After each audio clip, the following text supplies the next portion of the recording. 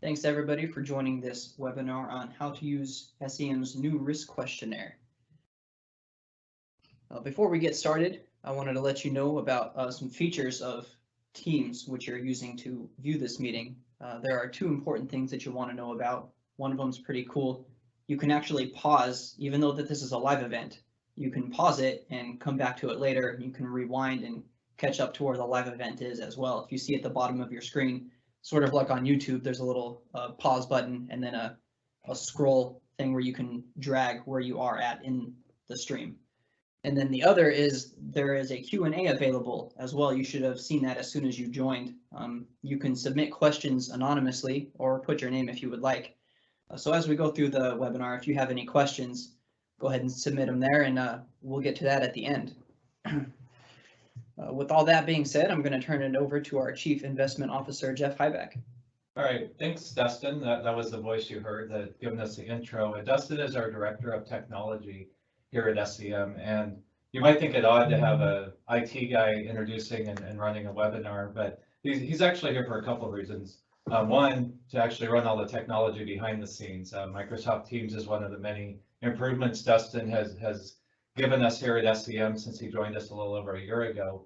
But secondly, we need to understand that financial services has become a technology industry, and those of us who choose to not put a focus on technology really risk being left behind, but also giving up a lot of efficiencies. And Dustin's one of his first projects since he came on board at SEM was working on this risk questionnaire that we're going to show you today. So I wanted to have Dustin here in case we have any technical questions, but also to just compliment him on a job well done on this tool. And we're going to be seeing a lot more improvements coming out of the technology side of SEM, and it's something we're quite excited about. But let's take a look at this. We want to be respectful of your time, so we're going to breeze through this real quickly. But I do want to pause a little bit to go back into history and kind of understand the state of SEM, as well as where the industry still is kind of sitting today. And I found our very first risk questionnaire, and this is actually an improved version. When I first joined Rick back in 1998, it was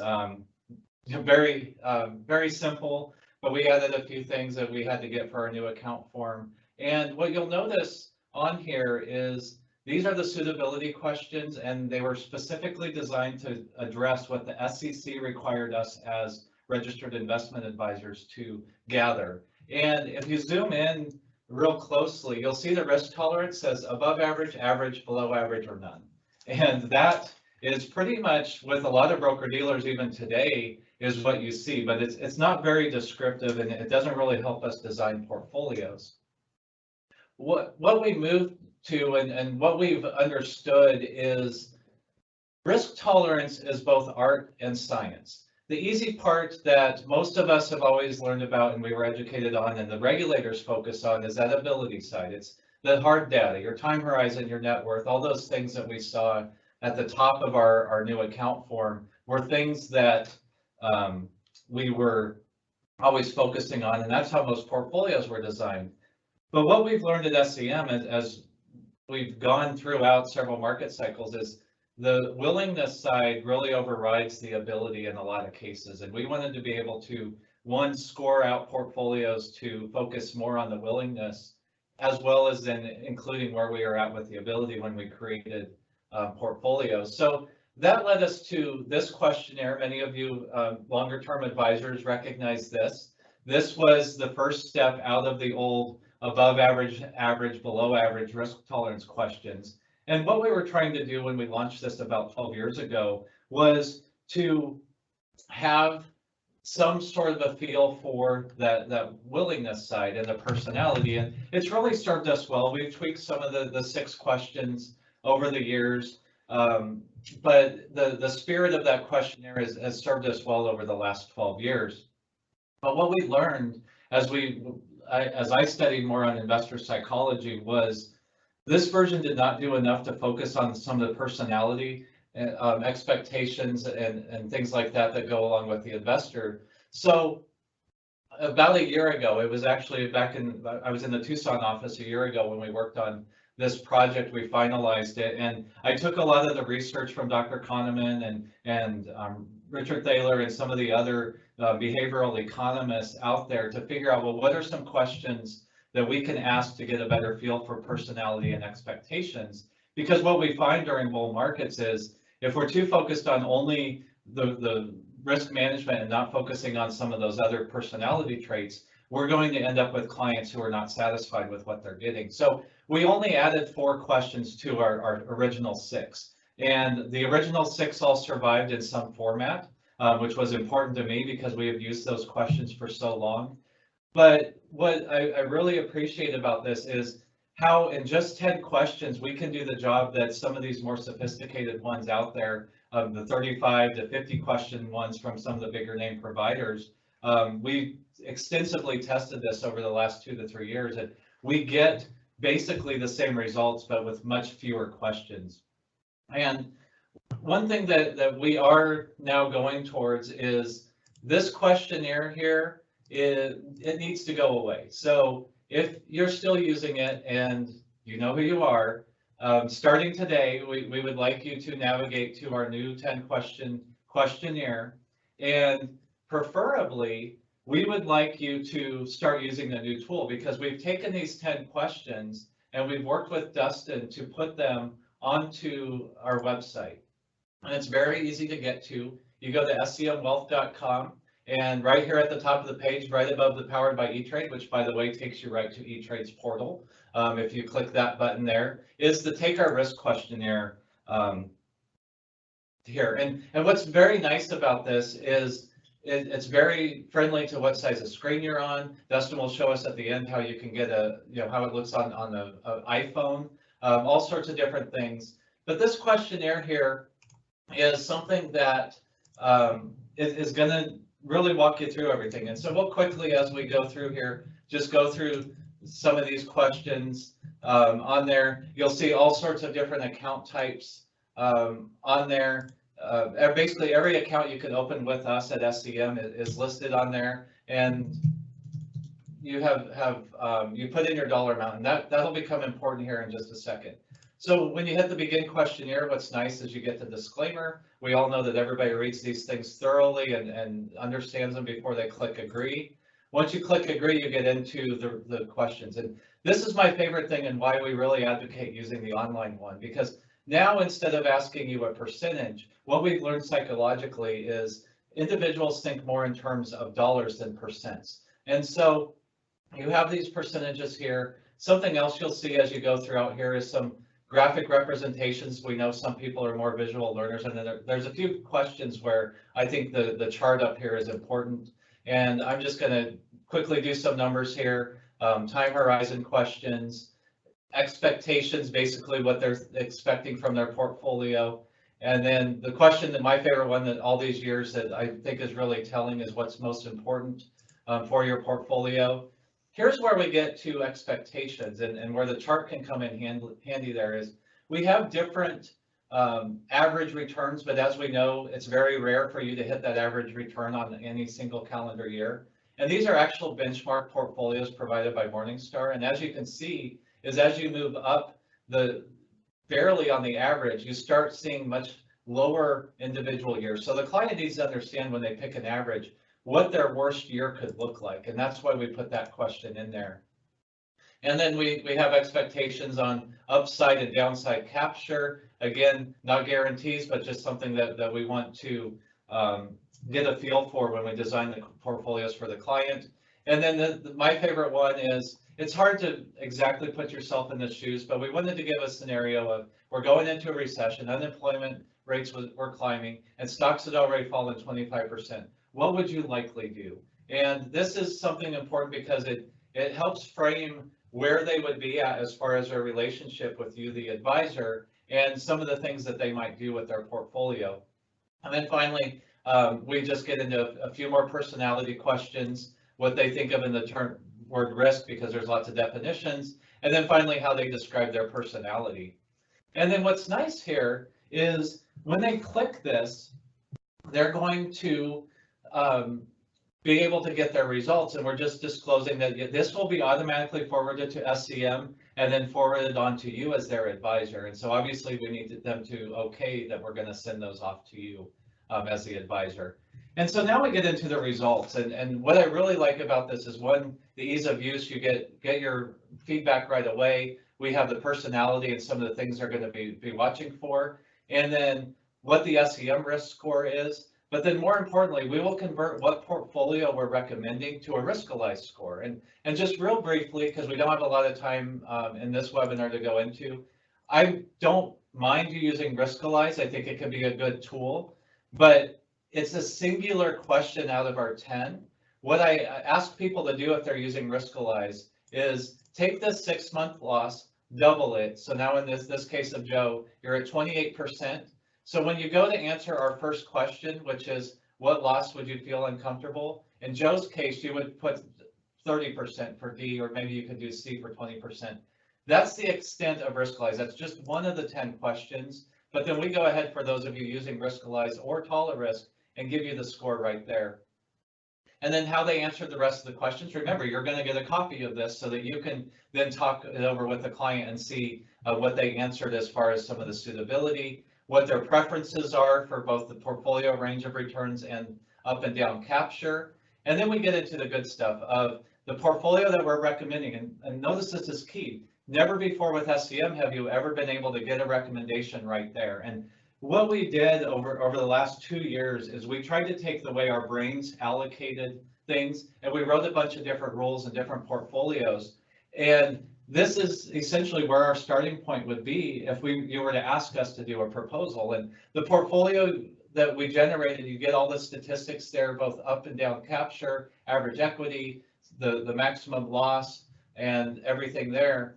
And then you actually get to see the different management styles. Again, we advocate all 3 of our models to have those styles in there. When you click on this, it gives you a little bit more information.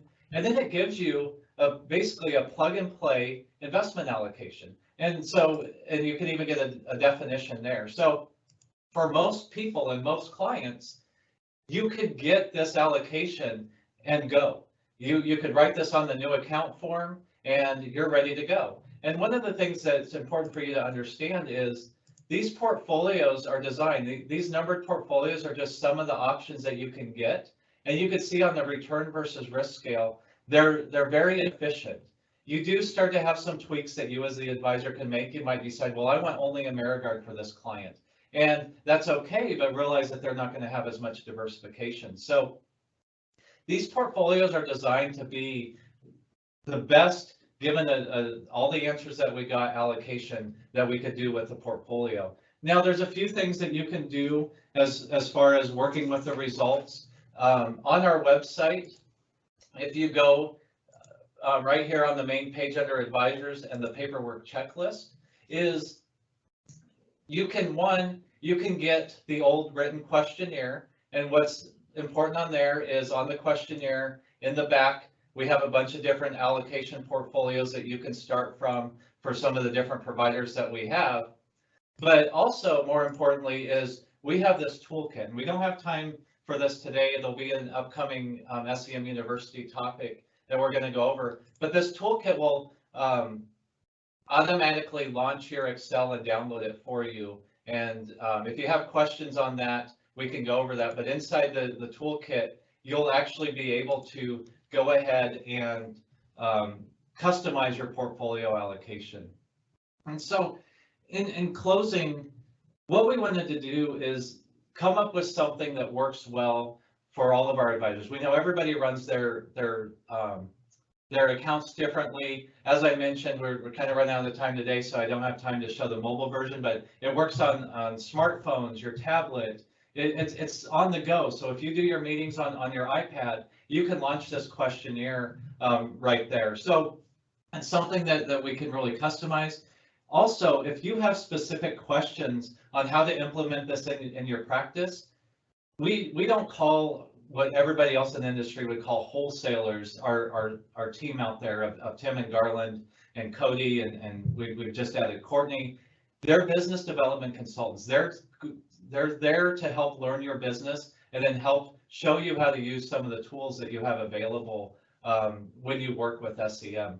So with that, my 15 minutes are up. we wanted to leave 5 minutes for any questions. So I'll go ahead and turn that back over to Dustin to see where we're at on questions. Cool. So I'm checking the queue right now. It doesn't look like anybody has submitted any questions. If you do, go ahead and submit them over there. And then in the meantime, we've got, oh, looks like we got a question here. It says, what if I don't have access to all of the models at SEM? Oh, that's a good question. For those of you not aware, we are available on a few platforms, Axiom and FlexUMA, which is also Adhesion. And I kind of touched on at the back of our risk questionnaire, which you get again from the paperwork checklist, we have general starting points for the allocations. And you know, if in the case of our sample that we got here, where the client scored, where's it at, moderate, you can then use as your starting point in the case if we go to a Axiom portfolio. Here's the moderate portfolio starting point. We have other things like we have our Platinum Advisor program. If for those specifically, you can go ahead and just send me an email and I can give you the substitutions that you would make, because you can still use these portfolios as a starting point. So send me an email or let Tim or Garland know if you're wanting to know how you can make some substitutions. Cool. Looks like we've got one other question right now. It says, what if I still want to use the old version? Obviously, we can't say stop using the old version, but we are strongly encouraging you to use at least the 10 question version. If you prefer the paper, it's there. You can actually, through our website, request printed copies of that. But you're really missing out if you use the 6 question one. And in fact, it makes it really hard for my portfolio management team to give you the best possible portfolio off of the old one. And just going back to this line that I had here, the preset allocations that you would get from the old one, plot on these lines. And you could see the algorithm that we have working. One, gives you a lot more portfolio options. But number two, it's going to give you a more refined set based on the personality. And then finally, when you're looking at that, one thing that I think is critical when we get to these results is SEM is risk centric. So this client right here said he had a 30% risk tolerance. Sometimes what we'll see is somebody might score growth, but they told us they had a 10% risk tolerance. And we understand the true suitability standard from me having the CFA designation is I'm held to that higher standard that the CFA Institute requires of us. And that means I cannot put a client in a portfolio that I know is going to make them uncomfortable. So if this client had said 10%, the portfolio output down here would have been completely different. Even though it scored moderate, we would have gotten the best possible moderate portfolio at a 10% risk level. So using the old questionnaire, you just don't get any of that. So if you do send in the old one, maybe you have some old ones floating around, we're going to encourage you to go back to the client and get those other 4 answers and start using this online tool, or at least the risk one. So unless we have any other questions, Dustin, I think we'll call it a wrap. I appreciate everybody joining you. There's a lot of improvements. Poor Dustin is getting bombarded already with phase 2 of this risk questionnaire. A lot of things that we can start refining, plugins to different CRMs, possibly at E-Trade, plugins to make the portfolio selection more refined. We're going to, like everything at SEM, we focus on continuous improvement. So we thank you for your time. This recording will be available. You can pause it, go back. But importantly, if you have any specific questions on the risk questionnaire or something that you just forgot to ask, you can send an email to technology@semwealth.com. So thanks for joining us, and we hope everybody has a Merry Christmas. Thanks.